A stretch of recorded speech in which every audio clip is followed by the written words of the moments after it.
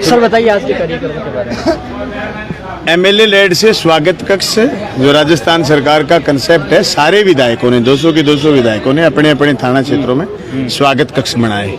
तो 8 लाख रुपए से स्वागत कक्ष और 15 लाख रुपए से माल खाने और माल खाने के जो कमरे हैं जो भादरा थाने के लिए जरूरी थे वो एमएलए लेड से दिए। आज उस काम का माल खाने का शिलान्यास और स्वागत कक्ष का लोकार्पण कार्यक्रम था। इस संबंध में आज थाने में सारे चेयरमैन साहब और हम सब लोग आए हुए थे। उसका लोकार्पण कराए स्वागत कक्ष का, ताकि आए हुए लोगों को सम्मान मिले। थाने में कोई परिवादी आए, पीड़ित आदमी आए, उसको ये नहीं लगे कि साहब मैं खड़ा रहा, मेरे को किसी ने बिठाया नहीं है, मुझे सुना नहीं।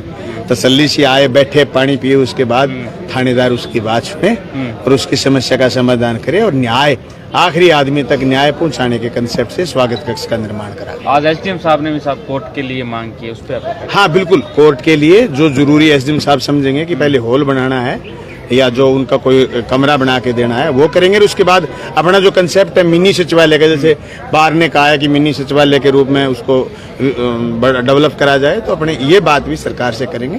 कोशिश ये करेंगे कि जिस तरीके से कोर्ट के सारे वो अभी नींव लगने वाली है, हाई कोर्ट ने यस कर दिया रिको की साइड, गवर्नमेंट कॉलेज की साइड, वैसे ही मिनी सचिवालय भी हम बाहर लेकर के जाएं, जिसमें सारे कार्यालय उसमें हो जाए, बीडीओ ब्लॉक भी हो जाए, आंगनबाड़ी भी हो जाए, उसमें ब्लॉक सीएमएचओ भी हो जाए, उसमें इरिगेशन भी हो जाए, मिनी सचिवालय के रूप में सारे दफ्तर एक जगह हो जाए। ये कोशिश है जी।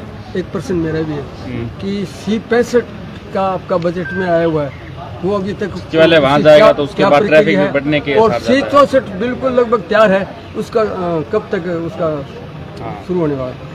अभी C65 जो बजट में घोषणा हुई थी जी, उसकी डीपीआर बन के चली गई, वर्क ऑर्डर होने बाकी है, वो हो गई। और C64 एकदम तैयार है, उसका लोकार्पण ठेकेदार नहीं, उसको ठेकेदार को थोड़ा सा वही तो लगभग सब कुछ कंप्लीट है। उसका कंप्लीट है, ठेकेदार को काम करना है। ठेकेदार ने कई बार रेलवे से मांगा भी है, वो तो ये कह रहा है कि मैंने तो साहब सारा ढांचा भी बनाया हुआ है, तो मेरे को तो 2 दिन फिट करने में लगेगा, तो रेलवे से जो परमिशन मिलेगी वो करेंगे। रफीक जी, आज अंतिम सवाल, सिद्धमुख और राजगढ़ रोड है, वो कब तक पूर्ण हो जाएगा? कोशिश से पूर्ण नहीं, शुरुआत की पूछो, पूरा अभी शुरुआत नहीं हुई, उसका टेंडर होया हुआ है, लेकिन उसका वर्क ऑर्डर इसलिए नहीं हो रहा कि शायद अभी तक लोन की प्रक्रिया जो मैंने भाषण में लोन कंप्लीट नहीं हुआ है।